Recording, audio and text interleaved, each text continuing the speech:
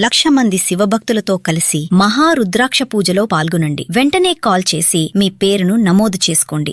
నమస్తే రమగారు. నమస్తే జయ. రమగారు, తొలి ఏకాదశి. సో ఏకాదశి మొదలని అనుకుంటాం మనం. రేపు ఆదివారం. ఆదివారం నుంచి ఉపవాసాలు మొదలు పెడుతూ ఉంటాం. సో ఏకాదశి యొక్క విశిష్టత, మనం ఏ విధమైన పూజా విధానం పాటించాలి, విధి విధానాలు అన్నీ ఒక్కసారి మాట్లాడేసుకుందాం. తొలి ఏకాదశి నాడు విష్ణు పూజ చేస్తాం. ఈ ఏకాదశి ఏంటంటే ఈ వర్షాకాలానికి ముందు వస్తే ఆషాఢంలో వచ్చేది. ఇదే మొదటి ఏకాదశిగా భావించి తొలి ఏకాదశి అని చెప్పుకుంటాం. అసలు పాయింట్ ఏంటంటే దేవసేని ఏకాదశి, హరిసేని కూడా అంటారు. ఆయన పడుకుంటాడు, విష్ణుమూర్తి పడుకుని 4 నెలల పాటు యోగ నిద్రలో ఉంటాడు స్వామి అని చెప్తారు. వారికి ఒక్క రోజు కింద లెక్క కదా రమగారు, అంతేనా? ఒక నిద్ర మనం ఒక నిద్ర లాగానే ఈ 4 నెలలు ఆయన పడుకుంటాడు. ఈ పడుకునే 4 నెలల పాటు ఆయన్ని ప్రశాంతంగా నిద్రపోనివ్వాలి. ఆయన సమయమైన ఏకాదశి ఆయనకి అత్యంత ప్రీతిపాత్రమైనది ఏకాదశి తిథి. ఈయన ఒకప్పుడు మురాసురుడనే ఒక రాక్షసుడితోటి యుద్ధం చేశాడు విష్ణువు. అది వాడేమో బ్రహ్మవర ప్రసాది. దాంతో యుద్ధం తెమల్ల. చాలా అలసిపోయాడట. అలసిపోయి ఒక గుహలోకి ప్రవేశించి ఆ యుద్ధం నుంచి విశ్రమించాడు, పడుకున్నాడు. పడుకునేసరికల్లా మురాసురుడు లోపలికి ప్రవేశించి పడుకున్న స్వామి మీదే పడబోయాడు. పడపోతే ఆయన నిద్రలోంచి ఒక స్త్రీ శక్తి బయటకు వచ్చి మురాసురుణ్ణి సంహరించింది. ఒక స్త్రీ రూపం వచ్చింది ఆయన తేజస్సులోంచి. వచ్చినది ఎలా అంటే ఇలా ఒక తెరలాగా బయటకు వచ్చిందనమాట. ఆ వచ్చిన స్వరూపాన్ని చూసి ఆయన సంతోషించాడు. విష్ణు పుత్రిక ఆవిడ. ఆమె ఆ రోజు ఈ ఏకాదశి తిథి, బహుశా ఆ ఏకాదశి అని ఆమెకి పేరు పెట్టారు. ఆమెకి నీ తాలూకు అంకె ఉన్న తిథి రోజున నన్ను పూజించిన వాడు నాకు అత్యంత ప్రీతిపాత్రుడవుతాడు. నువ్వంటే నాకు ఎంత ఇష్టమో వాడు నాకు అంత ప్రీతిపాత్రుడవుతాడని ఆమెకు వరం ఇచ్చాడు. ఆ విష్ణువులోంచి వచ్చినటువంటి స్వరూపం అవటం వల్ల ఏకాదశి తిథి అత్యంత పవిత్రమైనది. అందుకని అప్పటి నుంచి ఇది కృతయుగంలో జరిగింది. నాకు ప్రీతిపాత్రమైన తిథి ఆ రోజు 11వ రోజు అవ్వటము, ఆ స్వరూపానికి ఆ పేరు ఇచ్చారనమాట. 11వ తిథి అది. ఆమెకి ఆ పేరు ఇచ్చారు. అయితే ఈ మురాసురుడు బియ్యంలో దాక్కున్నాడట. ఏకాదశి సంహరించే సమయంలో బియ్యంలో దాగాడు. అప్పుడు ఆమె సంహరించే సమయానికి ఆ బియ్యంలో దాగాడు కాబట్టి బియ్యం తినకూడదు ఏకాదశి నాడు అని పెట్టారు నియమం. ఓకే, అన్నం తినకూడదు అని. ఆ ఒక్కరోజు అన్నం తినద్దు. అన్నం తినకుండా ఉంటే విష్ణువుకి ప్రీతిపాత్రులు అవుతారు వాళ్ళు. ఏకాదశి నాడు విష్ణువు కొరకు ఎవడైతే ఉపవాసం చేస్తాడో మరుసటి రోజు పొద్దున ద్వాదశి నాడు పారణ చేయటం. పారణ అంటే ఆహారం స్వీకారం చేయటం. దాని మీద మనం అంబరీషోపాఖ్యానం కూడా చెప్పుకున్నాం కదా. ఈ మర్నాడు ద్వాదశి పారణ చేసి దీనికి ఒక కథలు కూడా చెప్తారనమాట. ఏకాదశి నాడు మనము విష్ణు స్మరణ మానకూడదు, ఆహారం మానేయాలి. అన్నం మానేసి తద్భిన్నంగా ఏదైనా తీసుకోవచ్చు. ఇది రోగులు, వృద్ధులు, బాలింతలు, చిన్నపిల్లలు, తర్వాత ఏదైనా ఉండలేని నీరసంగా అయిపోయే ప్రాణులు, వీళ్ళంతా అన్నానికి భిన్నంగా ఏదైనా తీసుకోవచ్చు. కొంతమంది జలాహారమే తీసుకుంటారు. నా లెక్క నీకు తెలిసిందే కదా, 4 అరటిపళ్ళు 4 గ్లాసుల మంచినీళ్ళతోటే ఉంటాను నేను. ఒక్కొక్కళ్ళు ఒక్కొక్క రకం ఉండి ద్వాదశి నాడు పొద్దున్నే వంట చేసుకోవటం, విష్ణు పూజ చేయటం, ఎవరైనా ఒక అతిథికి భోజనం పెట్టి మనం భోజనం చేయటం. ఏకాదశి నాడు పడుకుంటారో పడుకోరో, ద్వాదశి నాటి పగలు నిద్రపోకూడదు. ఈ నియమాన్ని పాటించేవాళ్ళు తొలి కాలం నుంచి. అయితే ఈ ఏకాదశి నాడు జొన్న పేలాలు వేయించి ఆ పేలాల పిండి తినాలంటారు. ఈ రోజున గనక ధాన్యంతో పేలాలు కాకుండా మనం బియ్యంతో పేలాలు చేసుకున్న వడ్ల పేలాలు చేస్తాం కదా, వడ్ల పేలాలు కాకుండా వడ్ల ఎందుకు వద్దంటే అతను మురాసురుడు ఉన్నాడు బియ్యంలో, అంచేత అది మానేసి జొన్నలతోటి పేలాలు చేసి వండకుండా, పేలాలని వండం కదా, వేపుతాం. వేస్తే ఆ పేలాలని పొడి చేస్తాం, బెల్లం కలిపి దాన్ని ప్రసాదంగా ఇవ్వటం. ఎవరికైనా జొన్న పేలాలు పంచితే ఎన్ని కణాలు మన చేతుల నుంచి వెళ్తాయో అన్ని దివ్య సంవత్సరాలు స్వర్గంలో ఉంటాంట మనం. అందుకని పేలాలు పంచమంటారు. పేలపిండి పంచుతారు. పేలపిండే స్వామికి నివేదన చేస్తారు. ఇది కొంచెం అనంతపురము, కడప ఆ వైపు పేల ముద్దలను చేస్తారు. జొన్న పేలాలతోటి బెల్లపాకం బట్టి ముద్ద చేస్తారు. ఉడుకుతుంది అది. మన ప్రాంతంలో అసలు అది లేదు. పేలపిండే చేస్తాం. పేలపిండే చేసుకున్నాం. పేల ముద్దలు చేస్తారు, పేలాలతోటి ముద్దలు చేస్తారు. మా కింద ఉండే పద్మగారు పేల ముద్దలని పట్టుకొచ్చి ఇచ్చేవారు. ఆ జొన్న ఎప్పటికీ ఉడకదు, ఎన్ని గంటలు ఉడుకుతుందో. దానిని విష్ణువుకి నివేదన చేస్తారు. మామూలుగా విష్ణు నివేదన అంటే మనం ఏం చేస్తాము, అన్నం పెడతాం స్వామికి కదా, పాయసము పులిహార అవన్నీ పెడతాం. ఈ రోజున పెట్టడానికి వీల్లేదు. ఓకే, బియ్యం వాడకూడదు కదా, మురాసురుడు ఉన్నాడు కాబట్టి. అందుకని జొన్న పేలాలతోటి చేసేవాళ్ళు. మనం సంవత్సరం అంతా ఉపవాసాలు ఉండము, ఏమి చేయం. అవును. కనీసం తొలేకాదశి నాడైనా ఉపవాసం ఉంటే ఏడాది మొత్తం ఉపవాసం చేసిన ఫలితం లభిస్తుంది. పైగా ఈ సీజను, ఈ 4 నెలలు అనారోగ్యాలు వచ్చే సీజన్, యమదంశాలుగా చెప్పబడతాయి. ఇక రాబోయే కార్తీకంలో మార్గశిరంలో అవన్నీ యముడి కోరలు అని చెప్పుకుంటాం కదా, వాటికి నాంది ఇది. వర్షానికి ముందు తొలకరి జల్లులు పడిపోతూ ఉంటాయి. ఇప్పటి నుంచే కనుక మనకి ఉపవాసం చేసే అలవాటు ఉంటే పొట్ట క్లీన్ అవుతుంది. ఓకే, మనం రోజువారీ తినే పదార్థాలన్నిటినీ వర్జించేసాం కదా, పొట్ట ఖాళీగా ఉంటుంది. 15 రోజులకు ఒకసారి పొట్ట ఖాళీగా ఉంచే విధానం చేస్తే ఆరోగ్యం కదా. ఈ ఆరోగ్యం కోసం ఈ తొలి ఏకాదశి నుంచి మొదలు పెట్టుకుని చాతుర్మాస్యం చేసుకుంటాం. 4 నెలలు చేస్తారు, కొంతమంది చేస్తారు. పెద్దవాళ్ళు ఇళ్లలో అలవాటు ఉన్నవాళ్ళు, వాళ్ళకి ఆ ఎత్తులు, తర్వాత మఠాలకి పీఠాలకి వెళ్ళే అలవాటు ఉన్నవాళ్ళు, కొన్ని దేవాలయాల్లో అనుబంధంగా ప్రత్యేక పనిచేసేవాళ్ళు, వాళ్ళంతా వాళ్ళు దీక్షలు వహిస్తారు. మామూలు మనబోటి వాళ్ళం రోజువారీది రకరకాల వ్యవహారాల్లో ఉండేవాళ్ళు, రెక్కాడితే కానీ డొక్కాడని వాళ్ళు, రోజు పనిచేస్తే కానీ కుదరని వాళ్ళు, రోజు అన్నం మానేసుకుని ఎక్కడుంటాం అలా అనిపిస్తుంది. డైటింగ్ లాగా చేయొద్దాము మరి, కనీసం డైటింగ్ లాగా చేయొచ్చు కదా. విష్ణువుని ధ్యానించడం, ఈ సమయంలో విష్ణు సహస్రనామ పారాయణ చేయటం ఏకాదశి నాడు చేస్తే ఆ రోజున మనకి ఇదేంటంటే తిథిలో ఏముంది అనిపిస్తుంది. తిథులు ఎలా చెప్తాం మనం, సూర్యగమనాన్ని బట్టి కదా. ఈ ఏకాదశి నాడు ఉండేటువంటి సూర్యమండలాంతర్గతుడైన నారాయణమూర్తి మనం అడిగింది వింటాడు.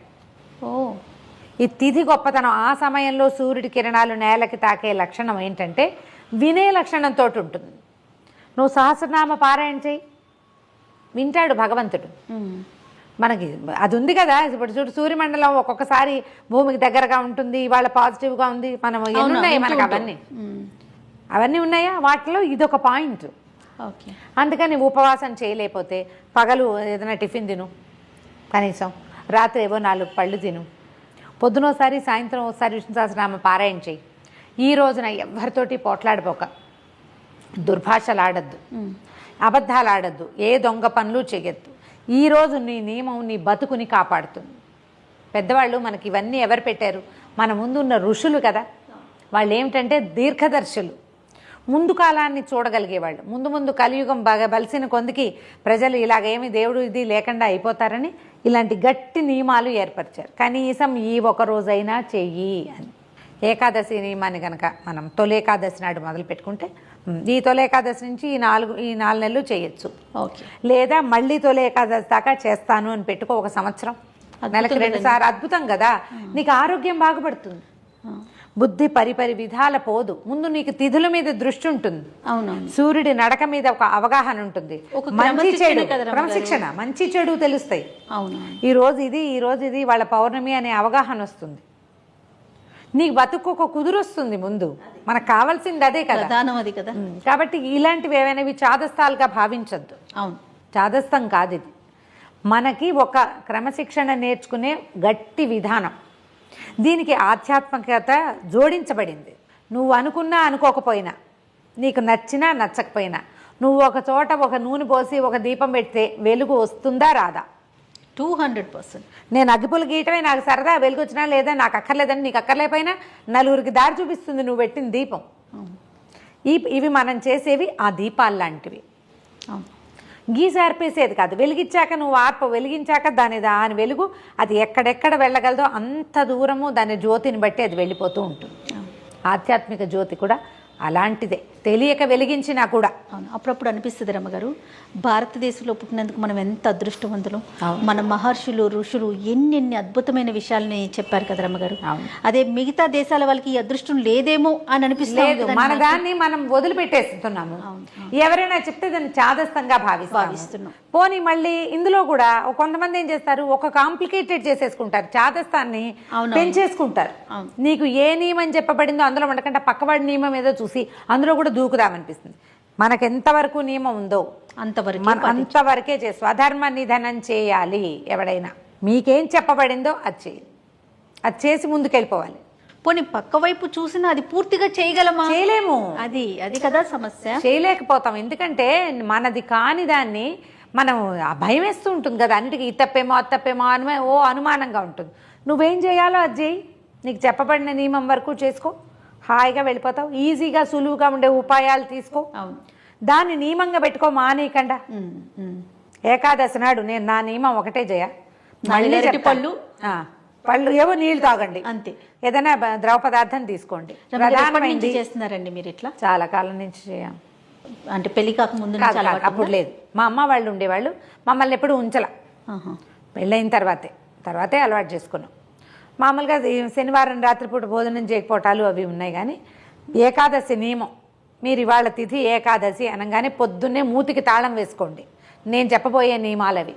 ఎవరిని తిట్టద్దు, ఎవరితోటి పోట్లాడద్దు, నా హక్కు అని హక్కు కోసం కూడా పోట్లాడబోకండి. ఖచ్చితంగా దేవాలయానికి వెళ్ళండి. ఏదైనా ఒక విష్ణు సహస్రనామమో, ఒక అష్టోత్తరమో, ఏది కుదిరితే అది, ఓ వెంకటేశ్వర వజ్రకవచమో, విష్ణు సంబంధమైంది ఒక స్తోత్రాన్ని ఖచ్చితంగా కుదిరితే 2 పూట్ల పారాయణ చేసుకొని చదువుకోండి. ఎవరైనా చదువుతుంటే వాళ్ళతో గొంతు కలిపి చదవడం ప్రాక్టీస్ చేయండి. తప్పులుంటే వాటిని సరిదిద్దుకోండి. అంత పెద్దవి మన వల్ల కాదు, చిన్న శ్లోకం తీసుకోండి. శ్రీరామ రామ రామేతి రమే రామే మనోరమే సహస్రనామ తత్తుల్యం రామనామ వరానని ఖాళీగా ఉన్నంతసేపు అది చదువుకోండి. మీలో వచ్చే మార్పుని మీరే చూస్తారు. మీ జీవితంలో రాబోయే మార్పులకి మీరు ఇప్పుడు చదివింది, ఈ చేసిన నియమం పెట్టుకున్నాను చూడు, ఇది ఎలా కారణమవుతుందో మీకు తెలుస్తుంది. రమ్మగారు, ఒక పర్సనల్ క్వశ్చన్. మీరు చాలా సంవత్సరాల నుంచి చేస్తున్నారు కదా, ఆరోగ్యపరంగా అనేది మీకు తెలిసిపోతుంది, ఆధ్యాత్మికంగా మీరు అనుభవిస్తున్నారు కదా, ఏదైనా ఒక ఎక్స్పీరియన్స్ చెప్తారా? నేను ఇది అనుభవించాను జయ, ఈ తొలి ఏకాదశి ఇలా చేయటం వల్ల, తొలి ఏకాదశి రోజు నేను ఉపవాసం ఉండటం వల్ల ఆధ్యాత్మికంగా కానీ ఆరోగ్యపరంగా కానీ మీ ఎక్స్పీరియన్స్ ఏదన్నా ఉందా? జనరల్ ఆరోగ్యాలంటే నాకు జలుబులు అవి పెద్దగా చేయవు. అవును, జలుబు చేసినా పొద్దున ఉంటుంది, మధ్యాహ్నానికి ఉండదు. అవునవును. పొట్ట డిస్టర్బ్ అయితే నేను అన్నం మానేస్తా. తీవ్రంగా ఖాయిలా పడింది, స్టమక్ డిస్టర్బెన్సెస్ వల్ల లేదు. ప్రతి 15 రోజులకి ఒకరోజు ఉపవాసం ఉంటాం. శనివారాలు నేను మామూలుగా రాత్రిపూట కూడా కొంచెమే తింటాను. సాటర్డే నైట్ నేనేం తిన్ను తాగను కూడా చేయ. అవును, సాయంకాలం తాగిన టీ కూడా ఏం తీసుకోరా? నథింగ్ డూయింగ్, మంచినీళ్ళు తాగుతా అంతే. ఓకే.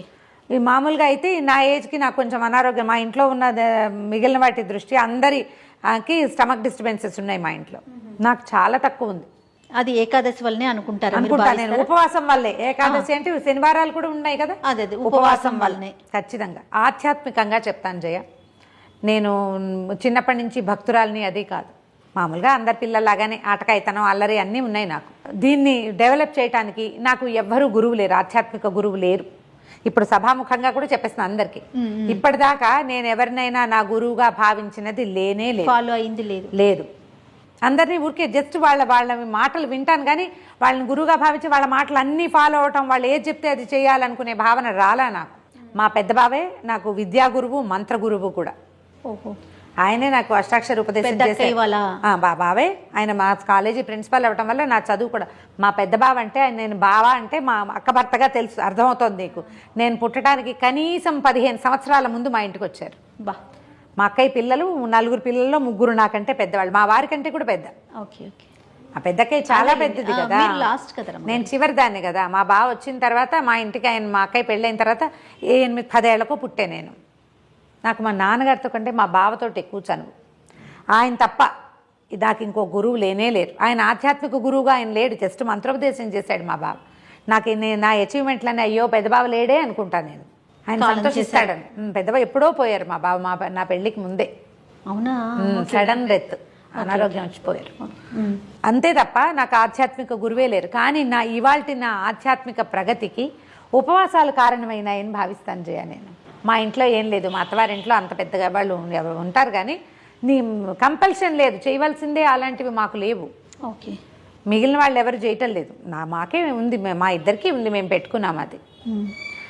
ఎప్పుడైనా మనం ఆధ్యాత్మికంగా ముందుకెళ్ళాలంటే ఒట్టిగా చదవటము వినటమే కాదు, చేయటం కూడా 100% అండి చెయ్యాలి. ఏదో ఫాలో అయితేనే కదా చెప్పగలుగుతాం.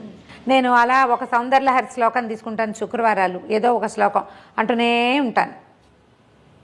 ఫోన్ లేకపోతే చేతిలో ఖాళీగా ఉంటే ఆ శ్లోకం నడుస్తూ ఉంటుంది. శుక్రవారాలు మంగళవారాలు సౌందర్యలహరి శ్లోకం ఏదో ఒకటి చదువుకుంటాను. ఇది కూడా నా జీవితంలోకి వచ్చి 7-8 సంవత్సరాలైంది. ఇప్పుడు ఈ మామూలు రోజుల శనివారాలేమో ముకుందమాల శ్లోకం పెట్టుకుంటాను ఒకటి. అది ఎట్లా అంటే ఇంకా అలా క్యాజువల్గా నడుస్తూ ఉంటుందన్నమాట. ఇంక జపాలు ఇంకా అవేం లేవు, ఒట్టుగా ఇలా అలా అలా అనుకుంటూ ఉంటాను. ఏవో ఒక 3-4 శ్లోకాలు మళ్ళీ తిరిగి అవే వస్తుంటాయి. దానివల్ల నేను భగవంతుడికి చేరువవుతున్నాను. ఇప్పుడు నేను ఒక మాట చెప్తే ఎవరైనా వింటున్నారు కదా. అవును, నేను ఒకళ్ళకి నచ్చేలాగా చెప్పగలుగుతాను. లక్షల మంది రమ్మగారు, ఒకరు కాదు కొన్ని లక్షల మంది ఫాలో అవుతున్నారు. నేను కొంతమందికి నచ్చేలా చెప్పగలుగుతున్నాను. కొంతమంది అయినా నా మాటల వల్ల వాళ్ళ జీవితంలో ఏదో ఒక చిన్న మార్పుని ప్రయత్నించగలుగుతున్నారు. వచ్చిందో లేదో ట్రై చేయగలుగుతున్నారు. కొంతమందికి నేను నచ్చుతున్నానంటే ఇది నా ఒకదాని ప్రజ్ఞ కాదు. ఈ ప్రజ్ఞకి ఆధ్యాత్మికమైన ప్రగతి కారణం అవుతుంది. అది ఆ ప్రగతికి కారణము మనం పెట్టుకునేటువంటి నియమం. ఆ నియమాలు వీటి వల్ల వస్తాయి. ఈ నియమం నువ్వో ఏర్పరిచింది కాదు, మన ముందున్న ఋషులు. దాన్ని పాటించడమే ముఖ్యం. అంతే. మనం చెప్పే కదా, చదవడం వినడం కాదు, చెయ్యడం అనేది చాలా ప్రధానమైంది. అందులో ఇలాంటి ఏకాదశి అవి నియమాలు ఉంచుకోవాలి. నేను ద్వాదశి నాడు ఇక్కడికి వస్తే పొద్దునే అన్నం తినేసి వచ్చా అని చెప్తా కదా. అవునండి. ద్వాదశి రోజు పొద్దున్న 9 గంటలకల్లా వంట అయిపోతుంది, మా పూజ అయిపోతుంది, భోజనం చేస్తాం. ఇందులో మైలా కొన్ని కుదిరినవి చేస్తాను, కొన్ని కుదరనివి చేయను. ఈ రోజుల్లో మన అపార్ట్మెంట్లలో కుదిరినంత పద్ధతులు పథకాలకు నా లెక్క అయితే నియమమే ముఖ్యం. ఏకాదశి నియమం పెట్టుకుని చూడండి, తప్పకుండా. ఇది ఆరోగ్యానికి ఎలా ప్లస్ అవుతుందో మీరు ఎవరిది వాళ్ళకి వచ్చింది నాకు రాలేదనుకోవద్దు. వాళ్ళకి ఏదో ఒకటి వస్తుంది, నీకు ఇంకోటి వస్తుంది. నమస్తే. నమస్తే.